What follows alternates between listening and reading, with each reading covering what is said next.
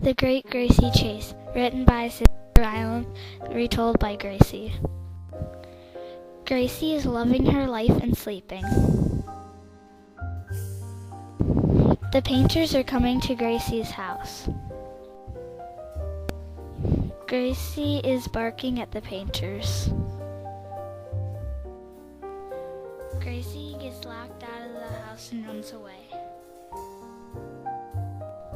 Everyone is chasing Gracie. Everyone was wanting to give up.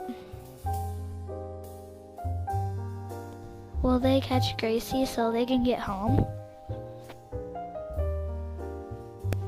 Gracie walked home all by herself.